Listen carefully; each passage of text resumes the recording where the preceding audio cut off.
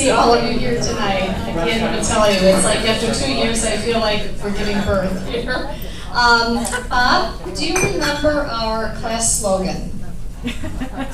We are sexy. We are fun. We're the class of 71. Woohoo! And after 40 years, we are still sexy and still fun. Way to go, Bob. Thank you. I'm reading. I'm reading it. Rehearsal. This actually all came about because of Facebook. Some of us that were on Facebook friended each other. And after chatting back and forth for quite some time, we decided that we should get together and meet face to face. And so we did at Emmett's Brewery in West Dundee, where I live. It was Gary Perkins, Bob, and Gail Martini and I met. And I think Gary brought his yearbooks, and we laughed and talked for hours. We had so much fun. And from there, we, I guess, decided, well, our 40th was coming up, so maybe we could start planning something. Gary and I are still personal friends. I mean, we see each other quite a few times a year, have a lot of fun together.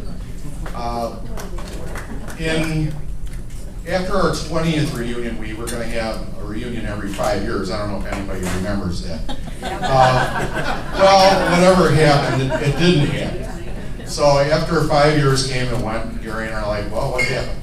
After 10 years came and by, it's like, geez, I wish we would have had a reunion. After 15, it was like, well, this is the last straw. Next time we're going to take the bull by the horns, we're going to get something going. So Gary was very instrumental with a computer, and I'm kind of computer illiterate. I know how to turn it on, and I know how to turn it off. That's basically it. So my wife does all my work, and it's been a long, fun time. It really has. The phone calling. I mean, even though it can be cumbersome, it was a lot of fun for all of us. Hey. This has been an enjoyable experience, not a lot, but fun working. I'm not good at living. Give me a break. Talking with many of you, finding people, planning the event, I could tell you how many hours I spent on the phone and the happiness we all felt when we found our classmates. And it really was a joy. I mean, you look and look and look, and with people canceling landlines, going to cell phones, and area codes changing, people changing residences. It's been a tough road, but we did it. We were pretty successful. Actually, email-wise, we're probably in the neighborhood of about 2,000 emails between all of us classmates on the committee. 2068. 2068. So there you go. 2068, she said. But it's Must be the accountant. With the long road that we had, I mean, it's enjoyable to see classmates, friends. I mean, we get a chance to see each other again. So let's all have fun. And I do want to add that Bob was the mailman for Itasca. And when we had that first get together, we would say, well, remember so-and-so? And Bob would say, oh yeah, I delivered mail to his parents' house at 411 South Broker. And he knew everybody's, and still does, know everybody's address in Itasca. And he doesn't do emails, so if you want to get hold of him, you have to write him a letter or call, and that's it.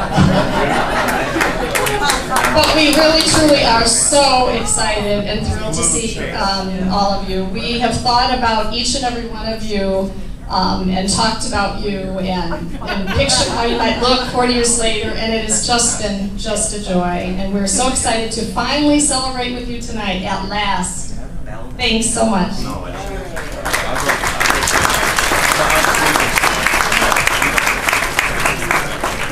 I'll just keep a tab for you. Just hang me before.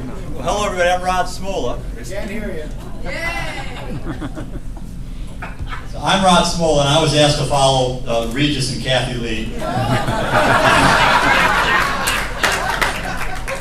The first thing I want to do is ask all of the folks that put all of this together, the planning committee that put it all together, to stand up and accept our thanks and applause. So it's Mike Lloyd, Bob Felbinger, who you just heard from, Linda Heninger, Sue Mackey, Dale Marconi, Linda Bader, and Gary Perkins. Thanks to all of you.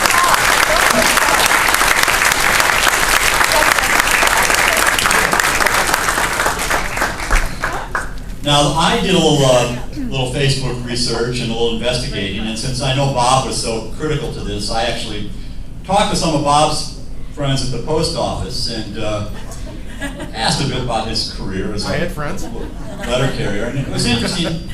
His boss, the postmaster of Itasca, said, you know, toward the end, he didn't really give a shit. I mean, and it got to be where people didn't depend on Bob actually to deliver the mail. They'd show up at the local bar and they'd just grab stuff out of his sack and, you know, fend for themselves. Cliffy Jr. But at his retirement event, he is reported to have said, well, you know, I reckon I'll be at the beck and call of rich people my entire life. But at least from now on, I won't be at the beck and call of every son of a bitch with 46 cents to buy a stamp. I thought it was well put. I thought it was... It's an emotional and poignant for me to be back here in the haunts of Itasca and Medina and Keeneyville and Bloomingdale and Roselle. It's particularly meaningful to me because many, many years ago, I was a busboy here at the Nordic Hills.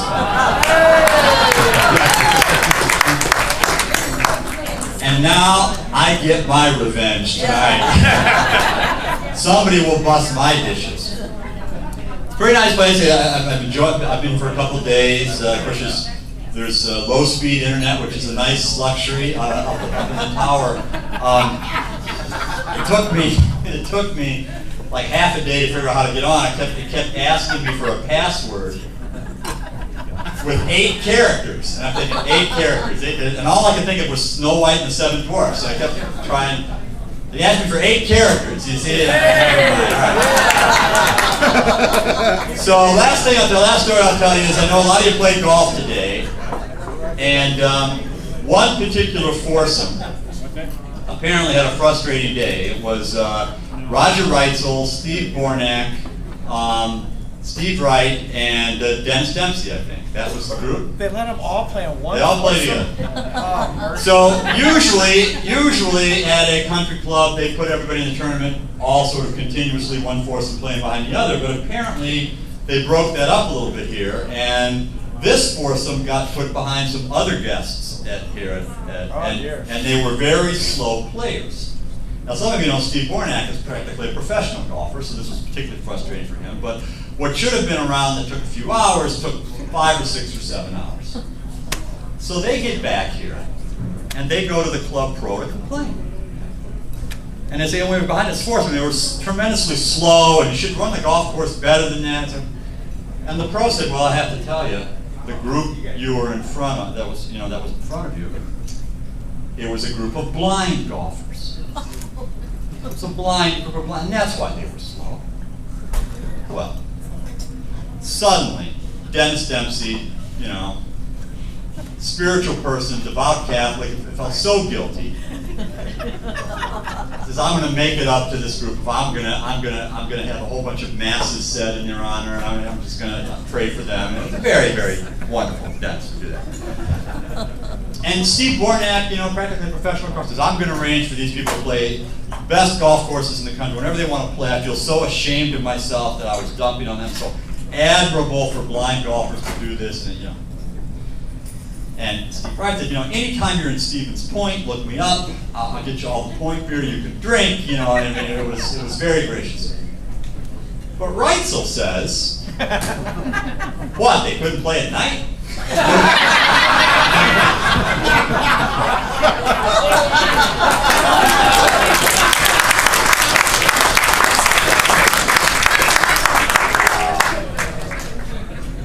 On a slightly more serious note, I do have to say, I don't know if this is true of any of the rest of you, but there is a little bit of emotion that you feel on a night like this. And I realize I don't think in me the emotion is necessarily all wrapped up in the 4 years we all spent together at Lake Park.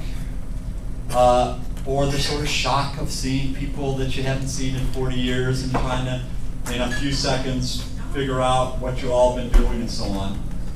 I actually think that the sort of bittersweet feelings that you have, a kind of happiness, but sometimes a little tinge of sadness or nostalgia, is that it's a moment like this that makes us so acutely aware of the passage of time.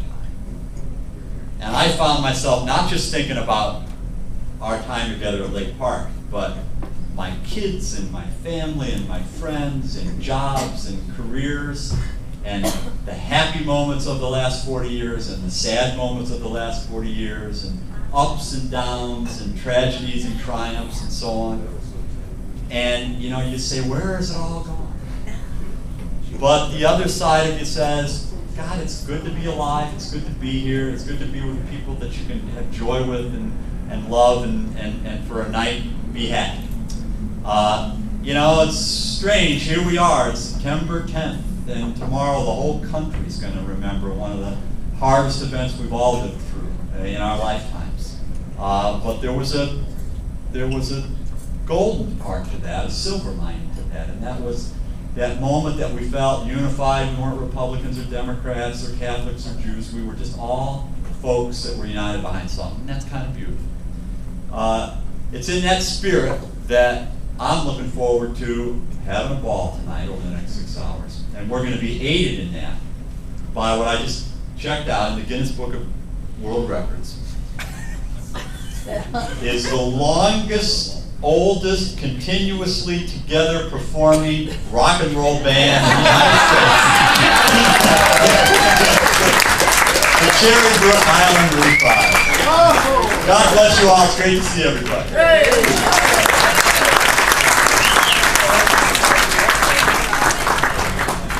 Thank you, Rod, and he was our president of Student Council.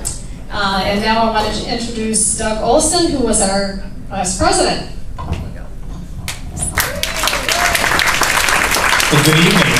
It's certainly a pleasure to be here this evening. Unfortunately, my thunder's already been stolen. I was supposed to introduce to you the committee that put this wonderful evening together. But anyway, I'll move on to the next, and that is to propose a toast. Open up the evening, and hopefully it will turn out to be quite joyous. I'd like to start off, first of all, to toast that committee, those 6 wonderful individuals who spent a lot of time, a lot of effort, a lot of energy, I'm sure a lot of heartaches, to put this evening together. So let's go ahead and raise a glass and a toast to the great six. But secondly, I'd like to also propose a toast to those of you who are here tonight. Those who have come from far, those who have lived close by, those who have had the opportunity to maintain friendships with some of those people who we've known over those 4 years at Lake Park. But also to those of us who've come from a distance who unfortunately have been separated from that friendship and have been able to come back tonight and without any effort whatsoever rekindle those friendships. And also raise our glass to those who unfortunately have not been able to be with us this evening. So let's go ahead, a toast, and maybe we have a very glorious and very happy, very joyous evening.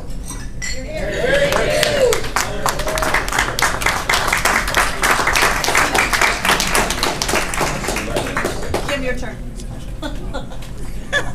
And now we're just going to enjoy dinner. We'll go right to dinner. And the buffet is in the back room over here. And this, I think we're going to start right now. So.